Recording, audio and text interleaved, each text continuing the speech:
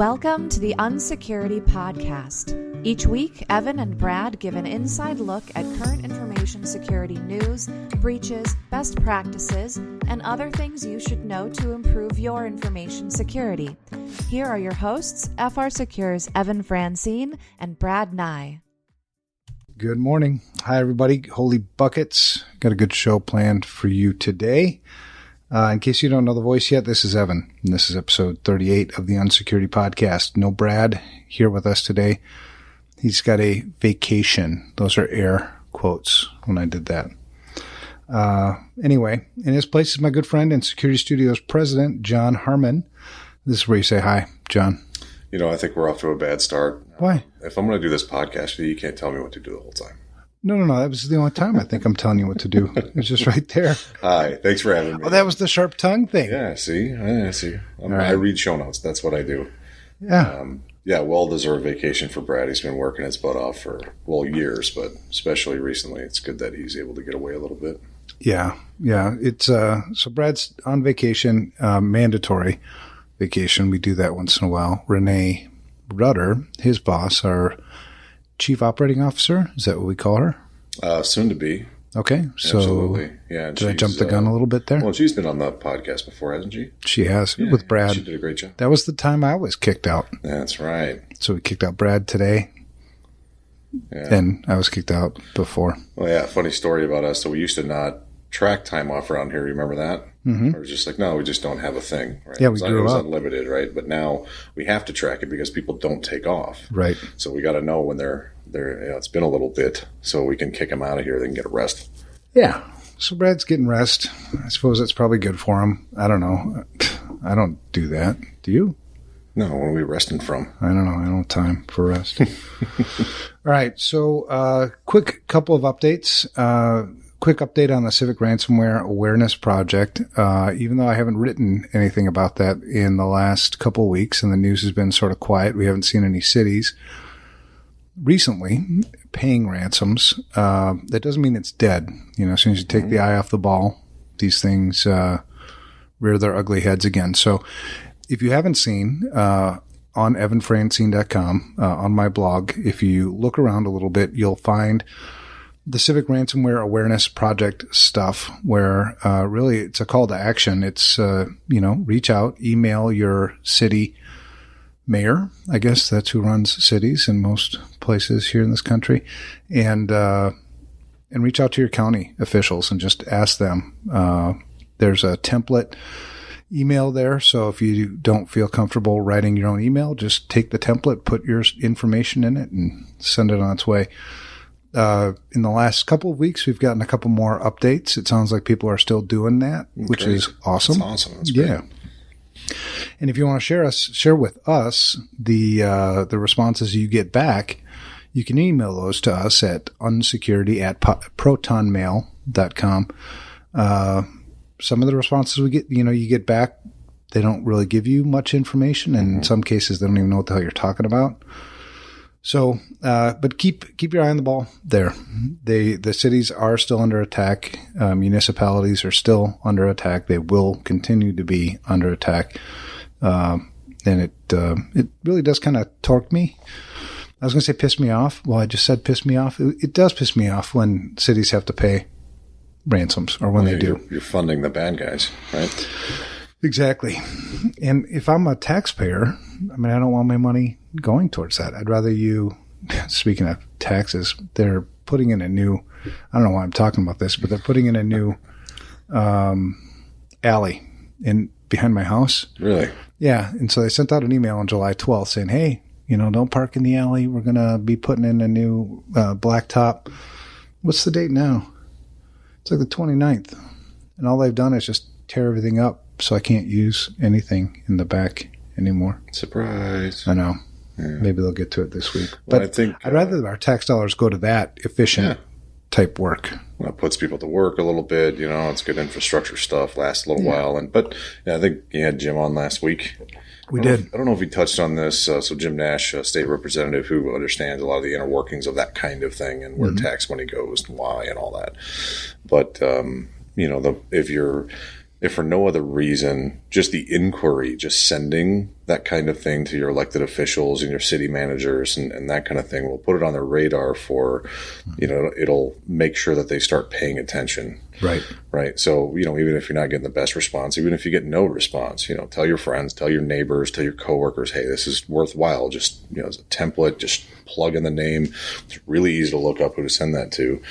Right. I've prompted a bunch of people, and some of them are like, yeah, I got a canned response. Another one, invited me over, agreed to come to a city hall meeting with some info. Others haven't received a response at all. Right. I mean, what can you do? But it's worth the inquiry if it's something that you really care about, and you should. Absolutely. And the fact of the matter is, we're all in this together. To expect, I live in a small town, 10,000, people.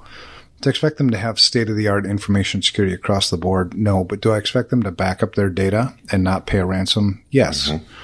So, pretty basic. It is. It's basic stuff that really any city or county can do. So this is our 38th episode of the podcast, and it's hard to believe. As I was writing the show notes, I was like, John Harmon, right? This my friend and a guy who I've worked with now. How many years is it? Oh, coming up on 7 years. So 7 years. We've been running this information security consulting company, and this is the first time you've been on the show. Yeah. 38. This is number 38. Hopefully it's not the last time, but I mean, it's... yeah. Well, I just didn't expect that. You guys are doing a bang-up job. I mean, I personally, from a information security expertise standpoint, I'd pick Brad and I over me every day of the week. You know what I mean? But I think some of the stuff we're going to talk about today is certainly, good stuff and stuff that I can contribute to. Yeah, for sure. So thanks for having me on. Yeah, absolutely. So tell me a little bit about you for people who don't know you. Oh, sure. So I came into being, many years ago. I don't know where you want me to start. In the backwoods. Yeah. So my family name is derivative of. My name is John Harmon. I live in the Minneapolis area. I have a wife, the lovely and long-suffering Mrs. Harmon, and two wonderful boys who are, getting up there. They're 15 and 18 now. My hobbies include working mostly. I really like to be here. Do you enjoy long walks on the beach? No, not really. It's too much sand. There's bugs. I don't get it. No, I started out at FRSecure in our sales department, and ultimately kind of got the call from you and Kevin, who's our other owner, to help the sales team as a whole and be more like a sales engineer. Yeah. And that was very rewarding. It was a lot of fun. It was a lot of work, building that up, that capability, because I think you and Kevin were doing most of it at the time, all of it at the time. And then went more on the operational side of the ball. That's kind of my first career was kind of in more operations type stuff, and really enjoyed that. And then have the last 6 months been president of FRSecure and now Security Studio, and really enjoying it. So that's a little bit about me, I guess. Yeah. Well, it's cool because I wonder how many people, because you didn't start your career in information security. Mm-mm. Right. I mean, 7 years ago, I still remember the day when you interviewed. I think at the time were you in investments? Were you selling investments? Yep.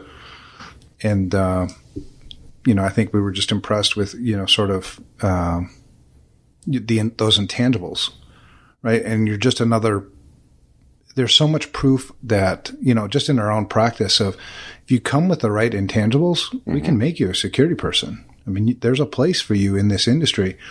And to see how in 7 years you've gone from where you started to leading the company, 80 plus employees, I think it's really impressive. But it just shows how important I think intangibles are. Oh, yeah. Around here. You did. It was a pretty early episode. I can't remember one, but if you heard the story about the guy that we hired and, he was struggling this first year and I think the decision was made you were going to let that person go and then changed your mind because of the intangibles and because of the belief that, that person could get over the hump. That was me, guys.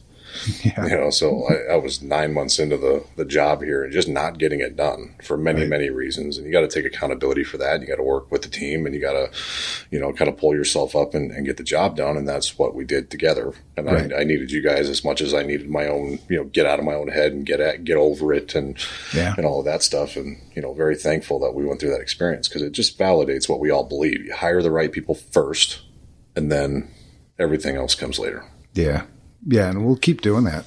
I mean, it's just served us so well. Mm-hmm. A couple of weeks ago, we had our quarterly meeting here, and you look across the population of employees who work here, and I turned to somebody, and I've said it before. I mean, we have no dickheads here.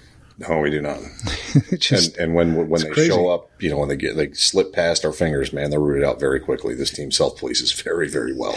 Yeah. Yeah. I mean, I hate to call them dickheads, the ones who don't make it here, but, whatever. So we got this thing coming up. Me and you, we're sort of embarking on this new project. We called it Project Bacon. Mm-hmm. You came up with the name, Project Bacon. I did. Yeah. Okay. Yeah, he's looking for like, people who can't see us. You're looking at me like, did I? I did. Yeah, I remember. Okay. Now I get it. Yeah. And, we all like bacon. I mean, you and I. Yeah. I dig bacon. It's like we got something really awesome here, and it's going to be irresistible. What's the one thing in the world we know that is absolutely awesome and irresistible? Bacon. Yep. Got it. So we got this thing called Project Bacon now. What is it? Let's talk about what it is, when it starts, what we're planning on doing, how we're going to measure success. I think many of the listeners don't know that we have two companies here, actually. Mm-hmm. We have FRSecure, which is an information security consulting practice. Mm-hmm. I like to think it's best in class because they are. I mean, they're just awesome. That company's product agnostic, and that's the one thing that really helps our customers partner with us, because they know that our advice is not biased. On the other side, so we developed a bunch of tools and methodologies, as we did our practice at FRSecure. And we felt, our mission, we have this huge mission, right, which is to fix a broken industry. We can't do that alone.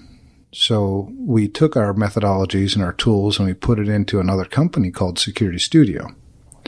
Now, Security Studio is a software as a service company, completely different than a consulting company. Mm-hmm. And the point there is to get people working off the same page, to get people collaborating more. We don't, myself as the CEO, I don't view us as having any competitors. I view us as having a bunch of collaborators. Mm-hmm. I think our customers, clients, people who don't speak security are confused enough. So if we work together, we should get past, many of the hurdles I think that we fight in this industry. So those are the two companies, right? Security mm-hmm. Studio, which is really about getting people using the same tools and methodologies. And then you have, FRSecure. So Project Bacon is a Security Studio thing. Mm-hmm. Yeah. So let's talk about it. Tell me what you think it is. Or actually, you do know what it is, not what you think, because you helped design it. Well, it's one of those, it covers a great many objectives, right? It's something that we've been trying to do for a long time, and as lofty as it may seem, and if you haven't heard it, ad nauseum on this podcast or just being around those two companies, our mission is to fix a broken industry. And there's things that are very broken, and if you're not sure what, you got to pick up on security. You got to pick up Evan's book and learn about that. Don't wait for the movie. It's going to be terrible. I don't think they're going to make one. No. Should we do that? We should try. Yeah, we should. Mm. Who would play you? Who would play me? Yeah, who would play you? I'm still alive. I can play me. I mean, it's got to be Jeff Bridges, right? The dude. That'd be that'd be sort of sweet. That'd be kind of awesome. Yeah. Sweet. I've been told I kind of look like Jason Biggs in a certain light, so if you grew a beard, maybe you could pull that off. Maybe we could do it. We're about the same age. Yeah. All right, so let's make a movie, because people don't read. Yeah, and we'll call it Project Bacon. Nice. Mm-hmm. So So as Evan said, we started developing these software tools. It really started as like an automation of our processes to help our internal, we could drive the cost of our security risk assessments down and help the consultants be a little more consistent and really fuel our growth there for a long time. Our ability to do things, quicker and faster and cheaper and, have more consistent output and all that kind of stuff. So we developed these tools and then we started making them available to other people via Security Studio. But we still have to fix this industry, right? We can't do that, signing people up one at a time and, go on client to client to client or partner to partner to partner and trying to do this. We have to think bigger, right? Mm-hmm. So we identified one of the things that is a barrier to this mission, which is cost. Yeah. So how do we remove cost as a barrier for people getting a good articulation of what risks they have in their own organizations or in their vendor pool or in their even in their user group, right? How do we just either reduce that cost to where it's pretty, nominal even, or even just make it free? Yeah. And that's what Project Bacon is. We've taken our flagship software platform, our security risk assessment that we built an entire company on and really, accelerated our growth on, and we're building it now for the end user. So if you're if you're in an organization, you're looking to assess yourself using the same tools and getting the awesome reporting and the measurements of risk and getting the FISA score and all of those things, very, very soon, you will be able to just go to our website, securitystudio.com, and create a login, get that two-factor authentication set up, right? You don't have a choice in that. Sorry, we're security people. And start doing an assessment for free. And it is the same assessment that we do for our clients and have been doing for our clients. We're constantly making it better and all that. But, let's start spending less money on measuring what the problem is and start spending more money on actually fixing things. Yeah.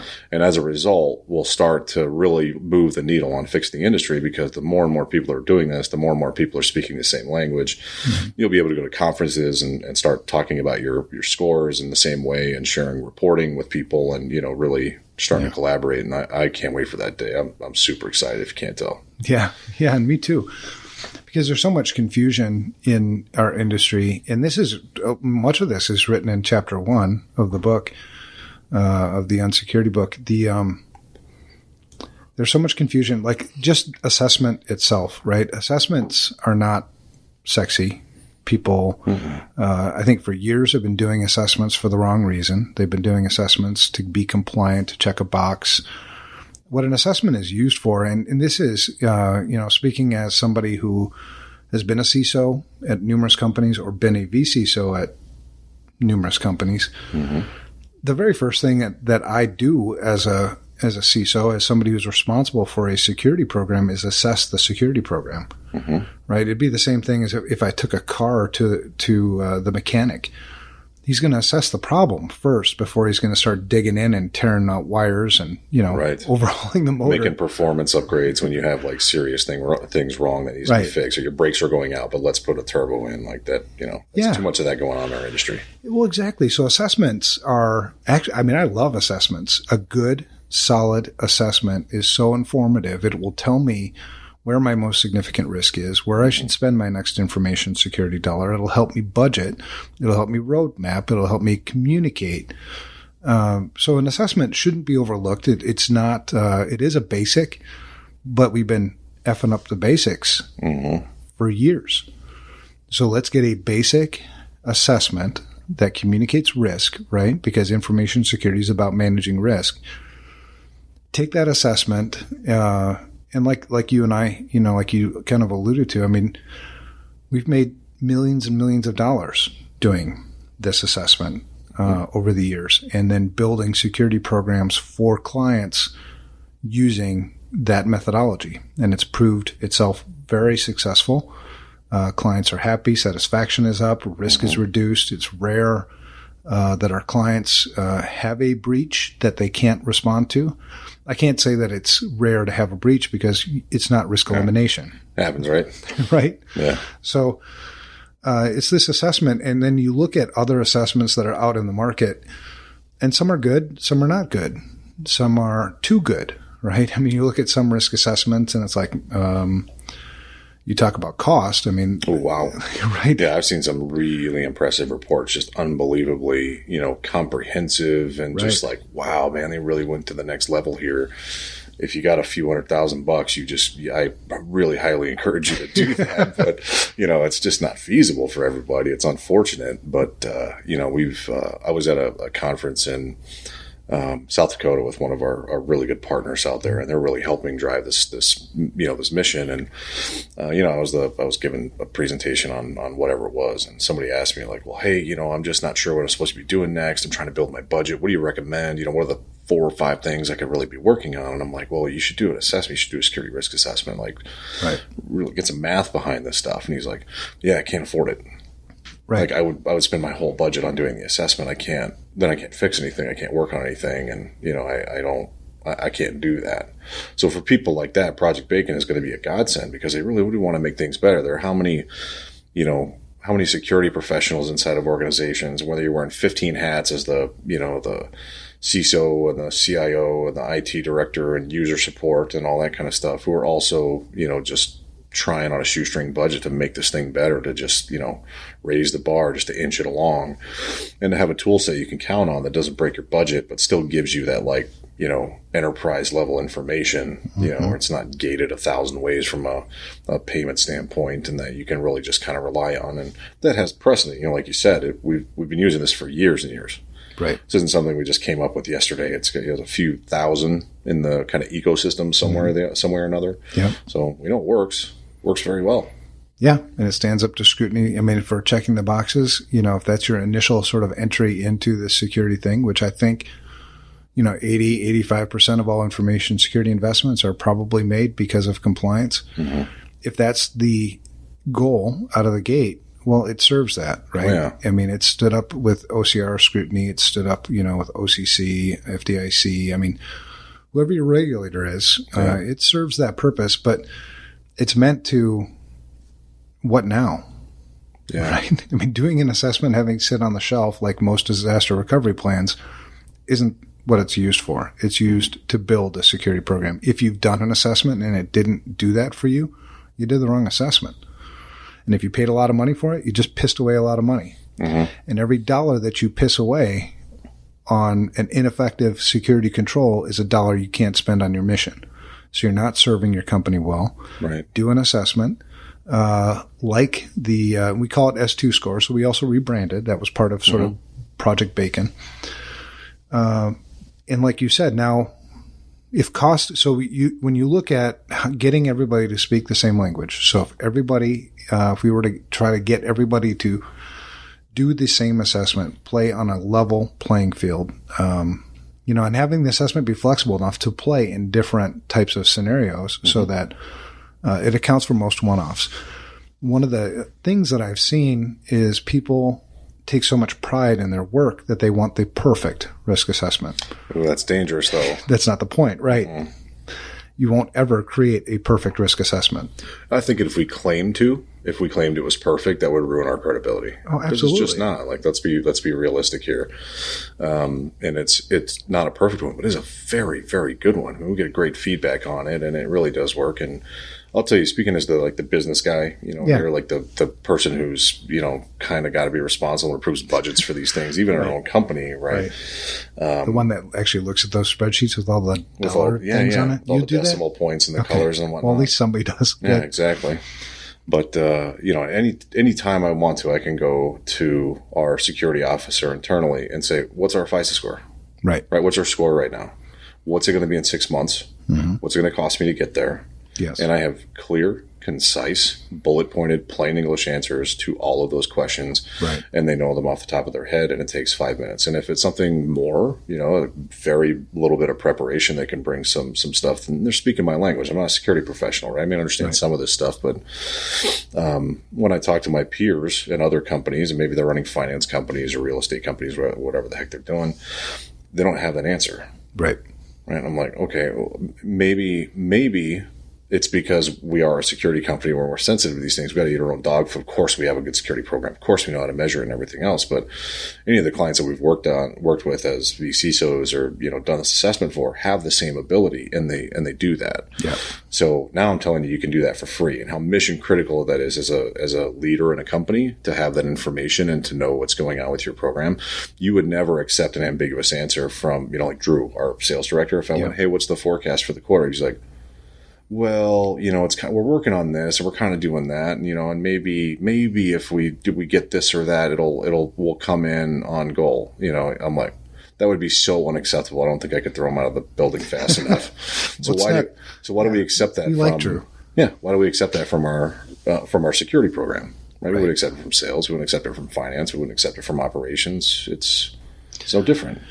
Well, exactly. And so, our mission, so when you look at, so part of Project Bacon is, rebranding. So FRSecure to S2 Score. Mm-hmm. Another part of our Project Bacon is, removing barriers. And one of the barriers you mentioned was cost, right? Mm-hmm. If you were to engage FRSecure to do directly, mm-hmm. to do, an assessment, to do an S2 score, or it used to be called FRSecure, it wouldn't be out of the realm of possibility for it to cost you $15,000, $20,000, even to start $50,000, right? Yeah, we've done these assessments for very large organizations, say like 50 or more physical locations, that kind of thing, mm-hmm. and it's cost into six figures. Right, and so you're spending all that money to assess security, and like you said, what money do I have left then to fix it? Mm-hmm. And then what's something you're going to have to do after you fix it? You're going to have to reassess, exactly. Right? Where are we now? We've spent all this money, spent all this time. Right. How do we measure our success? Yeah. By the money that we spent? That's meaningless. Oh, right? Man. But how often do you see that? I was going to actually, that was one of the things last week. I'm going to take us on a quick segue. Richard E. Clarke, he wrote his book. I know, right? Mm. Well, so I ran across another interview because, he's out on the book selling tour, and he doubled down on that same claim that there are companies that are essentially unhackable. And I was like, oh my God, who is listening to this? Hopefully not the people who hack companies, because you just gave them a challenge. I don't know why you need to poke that bear, but anyway, continue. Yeah, it reminds me of Larry Ellison when he said, Oracle was unhackable, and then within a month, I think they had 20. Yeah, it's because Larry Ellison would 30 know that. Patches out. Yeah, right? His whole security team collectively facepalmed when he said that out loud. Yeah. Well, anyway, so one of the barriers is cost. So let's remove. So it's so consultant driven, right? You would need where we started with this assessment is you would need somebody with some security chops, somebody who's been in the industry for a while to be able to do this assessment for you. So we needed to take that out of the equation. Mm-hmm. We needed to make it objective, yes, no's, true, falses, things like that in plain English, right? Yeah. So you don't have to be, a security expert with 20 years experience to do the assessment. Mm-hmm. That was one thing that we needed to do, but also not lose any of the efficacy of the assessment. It's got to map to the right things. It's got to stand up to scrutiny from regulators. And, if you're providing diligence to clients and stuff, right, that we heard that loud and clear from the people that we were doing the assessments for. Absolutely. And then it's got to be free, like you said. So that's part of Project Bacon, too, is taking this assessment, putting it on a platform where I can do it myself. I can do it in my leisure. I can start and stop whenever I want to. I can create all of the reports that, are the experts create. And then I can also use it as a platform to build the security program going forward. Yeah, that's kind of the goal. And folks, you'll hear a lot more about this because we're, testing it right now. We're getting it in people's hands. We're, the people who have been with us for a while, our clients, they're getting it and making sure that it really is to the point where you can kind of follow the bouncing ball and get this thing done. Right. Mm-hmm. But we're not kidding, in the, forgive the pun from Project Bacon, but it's we're literally putting our money where our mouth is. Right. The important thing here is adoption. Right. We just want people to have something that they can rely on and do this without having cost. Right. Right. So you'll see this kind of out in the wild a little bit starting in the next couple of months. But, we're from where we're starting, which is, we call a minimum viable product, right? These are the things it really needs to have. And a lot of it's just enabling end user use. And we want this to become a community tool, right? So the community can tell us what they want next. Right. Is there things that need to be built in here, integrated, other things that need to kind of feed into it? Do there need to be enhanced capabilities? Do we need to change the colors? I mean, we don't care. Right. Tell us what to do and we will go about doing it. We have all the capability, but this doesn't belong to us anymore. It's time for other people to take the mantle and really, find a home for it in as many places as possible. And we'll just keep fostering it and making it, better and better.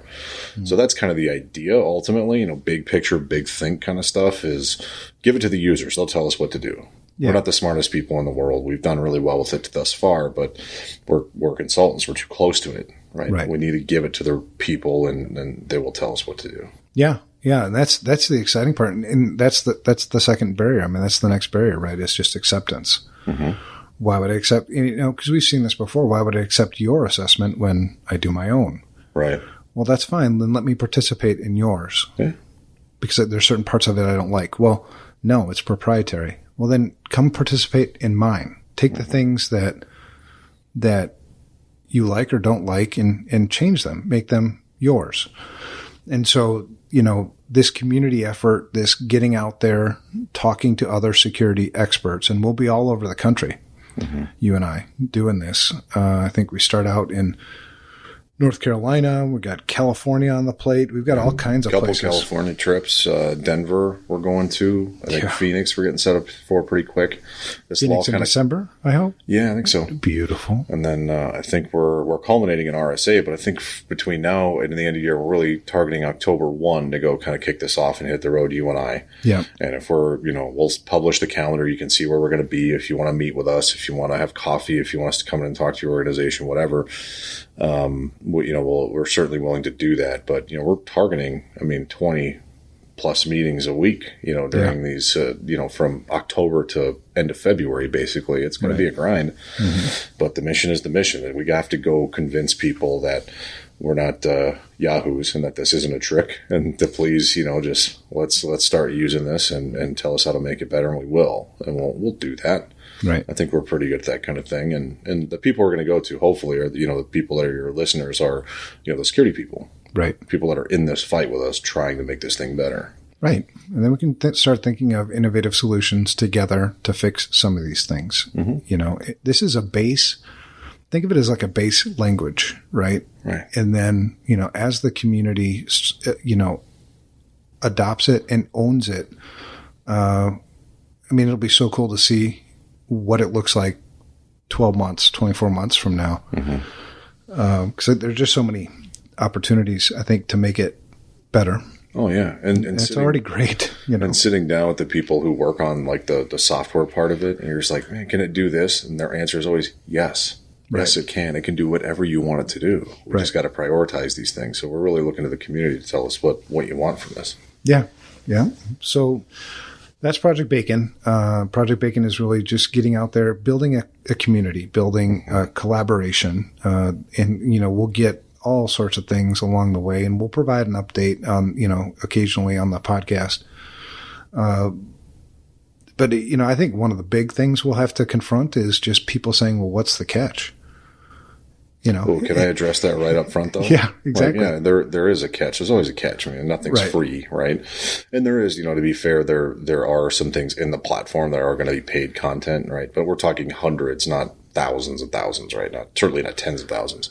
Right. It's really just to help us kind of cover our costs for storage and for servers and all the database stuff and all of that. So it's not, it's certainly very affordable, but the base functionality is absolutely free. It's nothing to, the majority of it is. Mm-hmm. But what's the catch? The catch is, number one, I get to keep the data. Right. Right. If I am claiming to know what goes next on this platform, whether it's a PCI compliance workflow, whether it's enhanced integration with FFIEC controls, or whether it's a live feed into your logging alerting system or your managed SOC, to give you, live information inside the tool about your technical security, whatever it is. Like, I'm not going to know that until people start using the tool and they start telling us that as a result of their risk profile. Right. So that's the interest there. That's the catch, is to do that. And also to enable, from an FRSecure perspective, from a consulting perspective, we want to move on to the next thing. We don't want to do these assessments to the rate that we are. We do hundreds of these a year.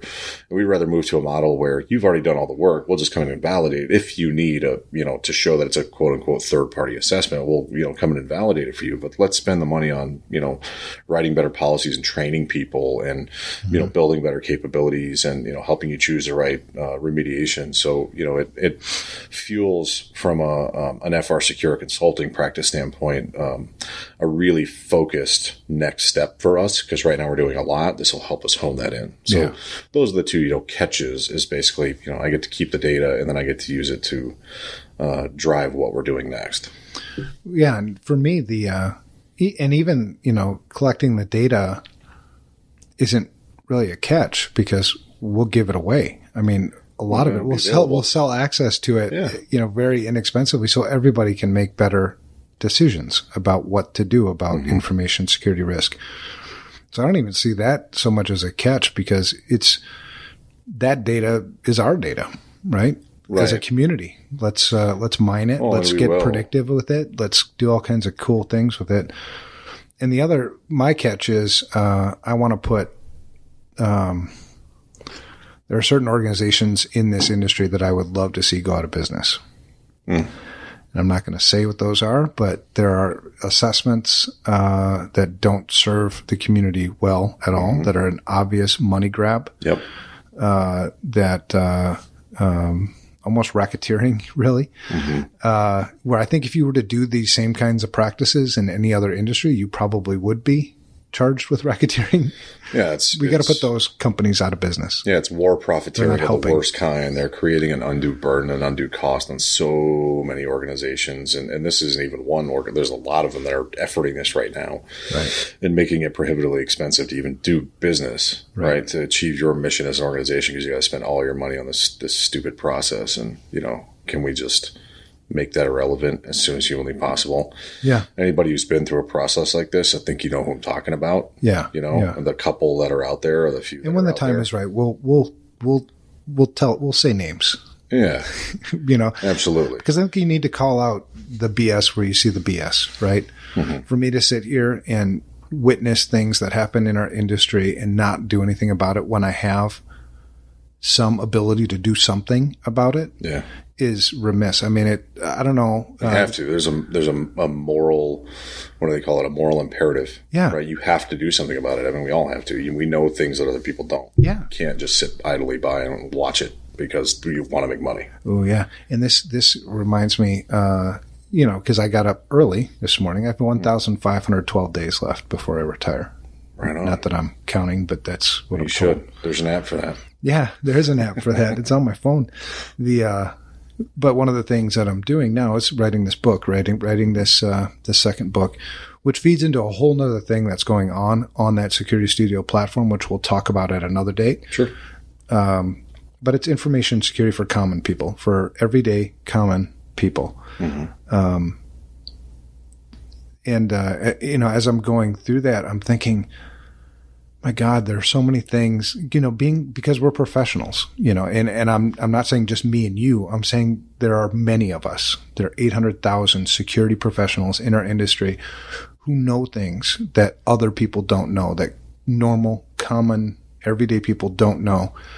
And for me to sit here and just, bitch about them, complain about them, point fingers at them, that's not helping. Right? No, it's like political rants on Facebook, like you're changing nothing. Right. So that's the onus of this book, is to write a book to try to impart as much as I can about what I know. I'm not smarter than they are. I'm not any more skilled than they are. I just know security stuff. So it's our job. I mean, and that's behind Project Bacon. It's getting out there and helping people solve these problems because we know things. So if I can close Project Bacon with a story, something that motivates me and, is indicative of the problem that we're trying to solve, right? I had the very rare and wonderful opportunity to have dinner with a guy who has been in the technology business for many, many years, but he's the business end. He's not a technologist by any means.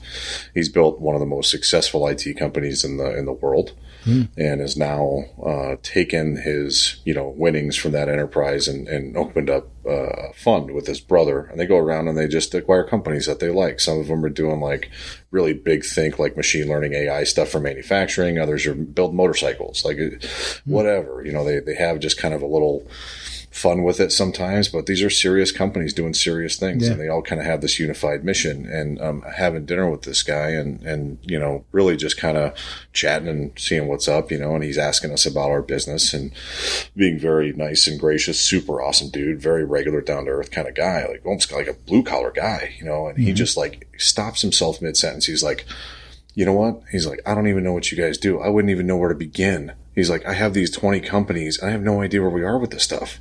We could be absolutely, this is like show-stopping stuff, right? He's looking at me like if something really awful happened, this could cost me a lot of money or put a lot of people out of work, or, really inhibit our ability to even make payroll, or, something like that. I mean, and I was like, well, yeah. I was like, but there's a way to go about this. You can, just follow this process and have this information kind of at your fingertips.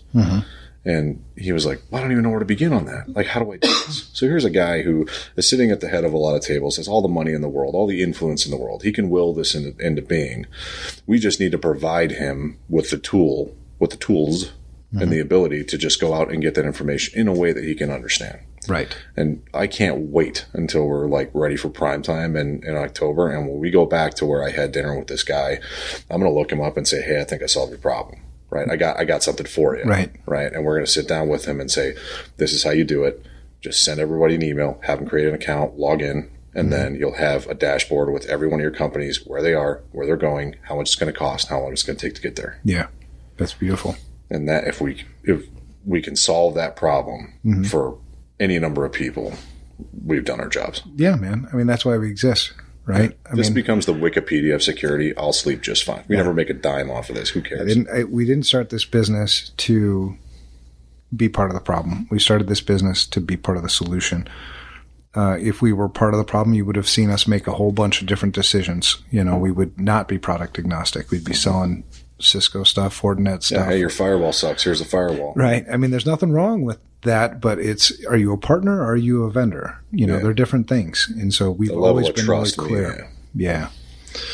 All right. Well, good stuff. Stay tuned for more Project Bacon stuff. We'll be, we'll be providing updates as we get on the road. It officially kicks off on October 1. And, John and I will be in a plane together doing this whole thing up. All right. So now on to some industry news. The first one I've got, which I thought was sort of interesting, you don't see this often. The Louisiana governor declares state emergency after a local ransomware outbreak. So we started off the show about this, reaching out to municipalities and, getting them or helping them do better with ransomware.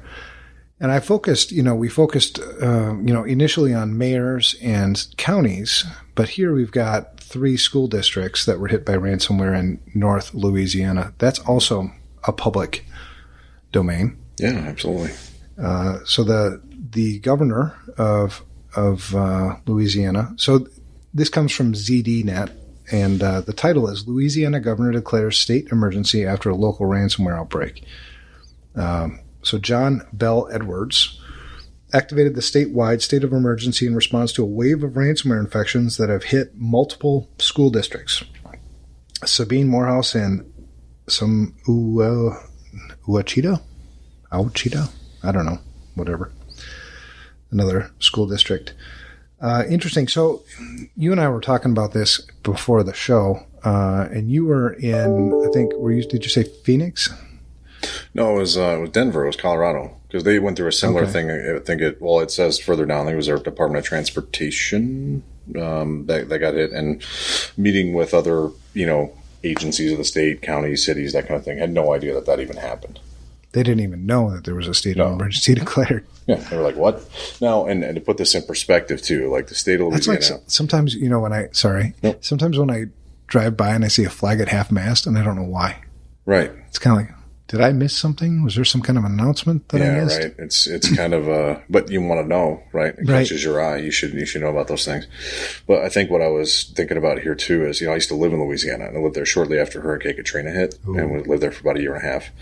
And you learn pretty quickly that the state of Louisiana has a really high tolerance for emergencies. Right? Because they get hit with hurricanes all the time. And, whatever. They're tough people. They're very capable. They're very self-reliant. These are not people who are... they're good at football down there, too. They were great. Yeah, absolutely. That was fantastic down there. It's a wonderful, wonderful group of people. So for the state of Louisiana, to declare an emergency, this is a thing. They know what an emergency is. They know what needs to happen before they would declare this. So it definitely is serious. This isn't a reaction that I would take lightly. So by signing, so one of the things I always question is, because I'm not aware of these things. I don't participate. I haven't worked in municipalities either. So when something is, when the state declares or makes an emergency declaration, I don't even know what happens. It's essentially a mechanism that greenlights state resources to be made available to solve local problems. But if the state sucks too at security? That's very true. Right. But it's like, hey, if these schools got hit and there's nobody in the school district that can do anything about it, and there's really no funds to hire outside consultants, or there's, whatever it is. And I'm speculating maybe these schools are exactly on top of it. They just needed some help with some of the restoration heavy lifting. Who knows? But this is the governor's way of saying, yeah, we'll allocate funds and resources from our pool to help local communities. Okay. I suppose it also raises awareness, which is, in some cases, it's half the battle, right? Just people being aware, one school gets hit. Okay. 2, 3. Okay. Now we have a trend. Better let everybody know. Yeah. Okay. Well, it'll be interesting to see kind of what happens there. I don't know how we would get an update. I mean, so when you declare an emergency, do you undeclare it when it's over, or is it just kind of just die out? I don't know the answer to that question. I'm assuming that when the funds are done being allocated, somehow it gets officially closed, so you can't just have a never-ending stream of money coming from one pot to another. But that might be a question for Jim. We should ask him and see if we can get an update on that. Yeah, and how we would get an update. Like, when is this over? Right. Interesting. Well, I thought it was interesting. You don't see it happen often. I think Colorado and Louisiana are maybe the only two states that have ever done that. Be interesting to see if other states follow suit at some point. It's just, for me, it's always, I'm always skeptical. Maybe part of it's just because I'm a security guy. But, in this case, is it just a political ploy? I mean, are they truly going to do something for these school districts to make their security better? Will it reduce the risk of ransomware attacks in these school districts, which I think is ultimately what they're trying to do, I hope? Just all those things, kind of float through my head, because it's not a function of just talking. You actually have to do something. And it's not a function of money. I mean, it is somewhat a function of money, but it really has to be spent well.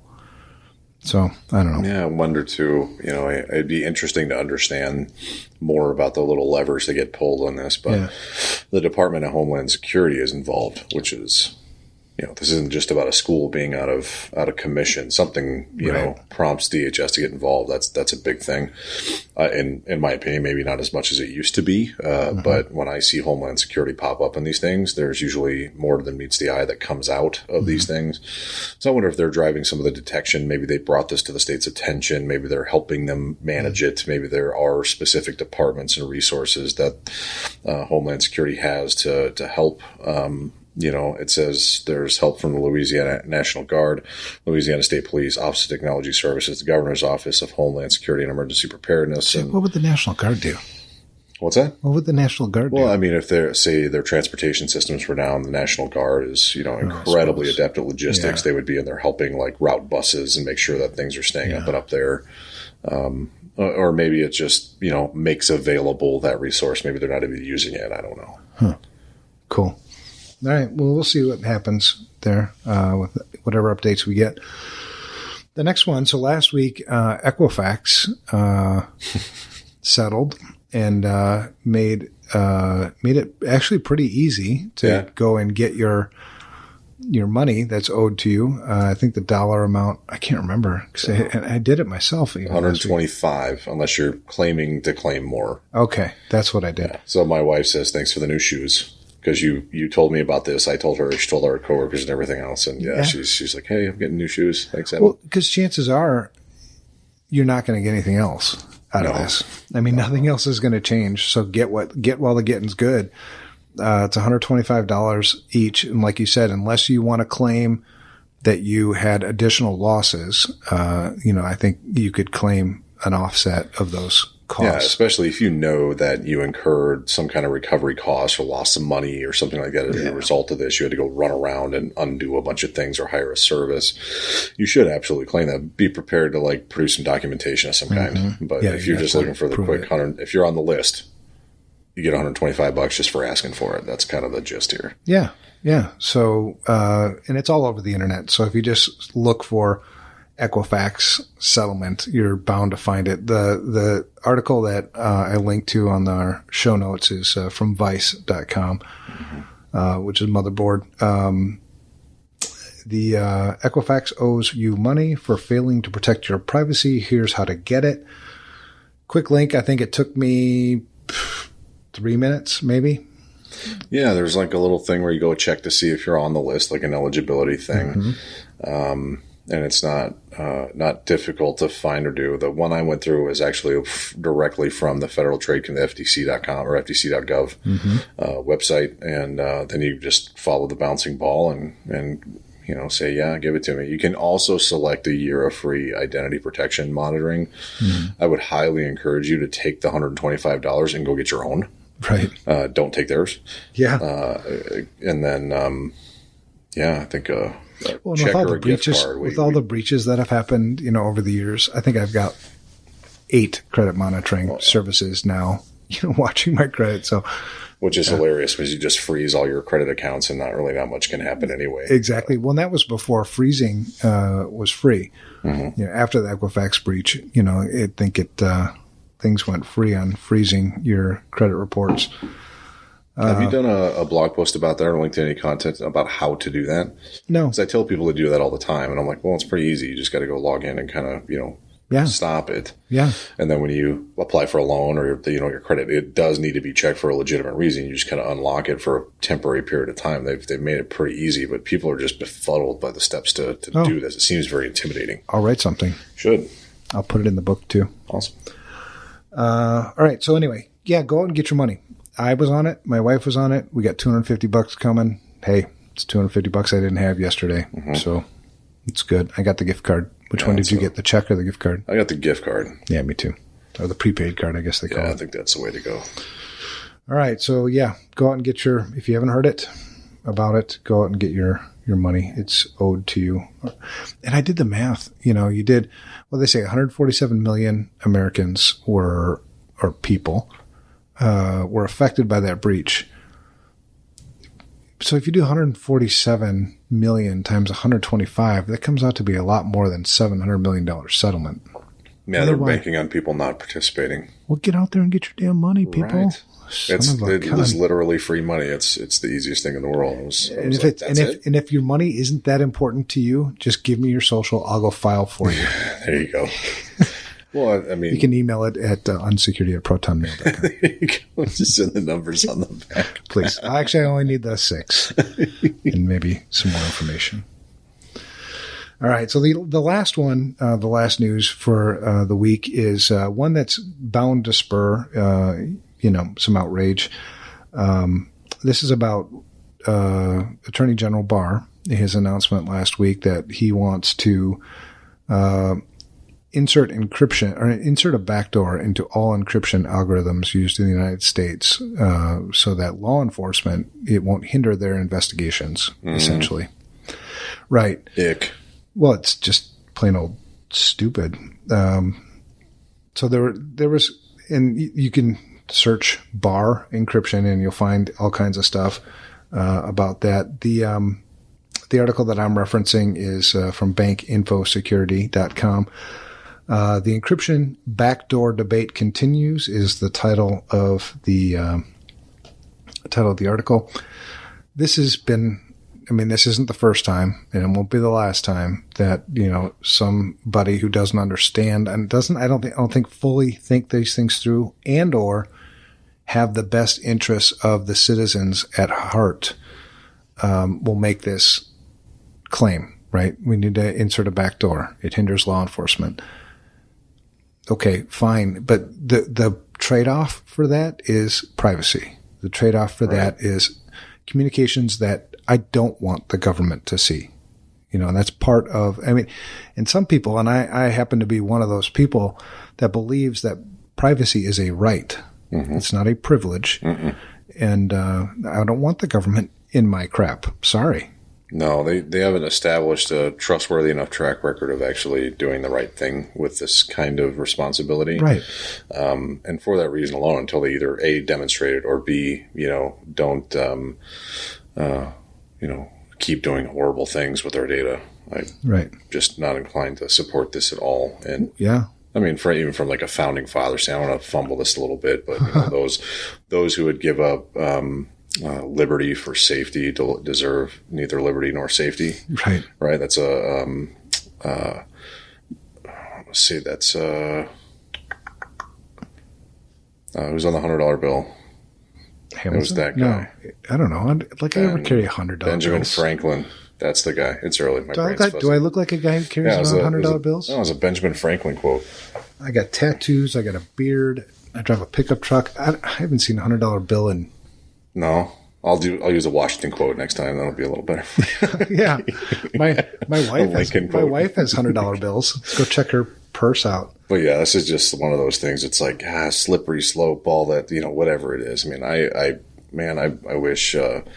I wish life were a lot easier for law enforcement, especially in some of these things. I know it's very important to have quick access to information and all of those things, but there are other techniques though, too. Well, that's what I mean. Criminals always make a mistake. It's just like bank robbers, right? Mm-hmm. As long as you don't make mistakes, you will never get caught. But everybody makes a mistake. Everybody talks. Everybody says something they're not supposed to say. So if you want to catch people,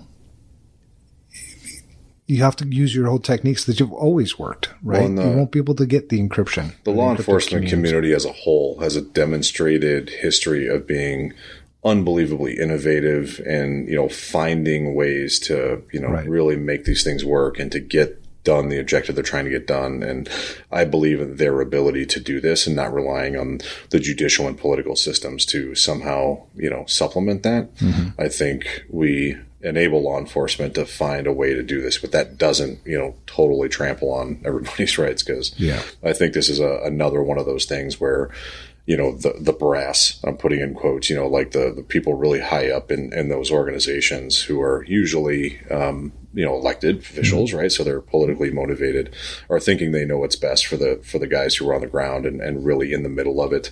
And those guys who are on the ground and in the middle of it, those are the ones I want to hear from. How would they solve this? Yeah. Well, I commented on, some friends' posts on LinkedIn and Twitter, and my answer on every one of them was just a simple no. No. Not happening. Not a good idea. This would be a law that I would break intentionally if this became law. There's just no way. All right, so that's that. That's our show. That's how it is. So many cool things going on. Lots of cool things to talk about. Actually, too many things to talk about. We could spend an entire day just talking about some of the cool things that are happening. Thank you, John, for filling in for Brad. I think you did a good job. Thank you for having me. Hopefully you anytime. This will most certainly be your highest rated episode. Think so? Last week's got the record so far. I know. They're going to go, give the Apple iTunes. If for no other reason you're going to get feedback, they never want to hear from me again. Either way, it'll be very well listened to. It's the Howard Stern effect, I'm sorry to say. Excellent. But thank you very much. It's been great. Yeah, and we'll have you back. We'll need some updates on Project Bacon because that is going to be fun. Special thank you to our listeners. Each week, the number of listeners to our podcast does continue to grow, and we don't take that for granted. So, give us your feedback. We get a lot of feedback in a lot of different places. the official place, I think, where you'll get the best response would be unsecurity@protonmail.com. Email us there. And you guys are like very diligent about responding and making sure that that's curated. Try to, man. If we haven't, it's not because we don't want to. We've been busy. Well, Brad's on vacation. I know, get right? to it when he can. Hello, Brad. Come on. They don't have computers on vacation. But some people give us feedback on LinkedIn. That's fine too. Usually it takes a little while longer for at least me to respond on a LinkedIn one. But keep up the feedback. We love hearing it. If you haven't had a chance to do the ransomware piece, I'll probably write something new about that fairly soon. If you want to keep up with the most current happenings with myself, John, or Brad, follow us on Twitter. We're all sort of active. I'm at Evan Francine. Brad is at Brad Nye, and John is at Harmon John, John. Email the show. And other than that, have a great week. Thanks. Thank you for listening to this episode of the UNSECURITY podcast. We value our listeners and would love to hear from you. Give us your feedback by emailing us at unsecurity@protonmail.com. That's UNSECURITY@protonmail.com. Be sure to tune in next week to hear the latest insights from Brad and Evan.